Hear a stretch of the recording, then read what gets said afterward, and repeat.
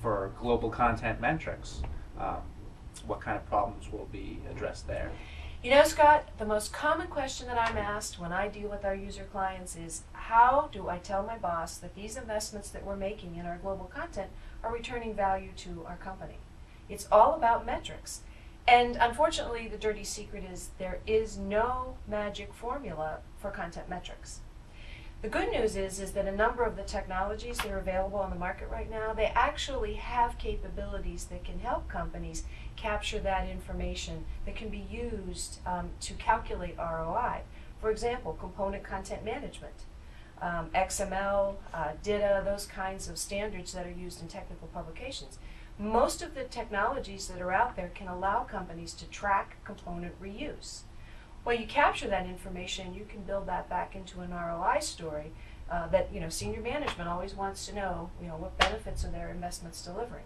So this session is really focused specifically on tools and technologies that help companies capture metrics that can go back into ROI. Now, are these tools only going to be add-ons that they could go out and acquire, or are we going to cover some of things that they may have already and not fully utilizing? I think it's a combination of both. The good news for buyers of content globalization technologies, whether they're authoring, content management, translation, or even dynamic publishing on the back end, more and more of the tools are being integrated into the platforms, into the products, but there's also a number of really great standalone tools too. Okay. And the types of businesses would probably be the same as your previous session? Exactly. Yeah. Only here, I think, this particular session will be really of keen interest to anybody in the web ops side.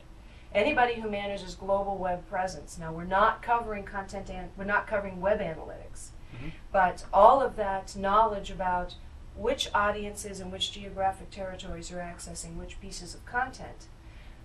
This session will be of interest to anybody who cares about that. So, speaking from the marketing standpoint, we love analytics and metrics. That's so right. It sounds like you ought to be there.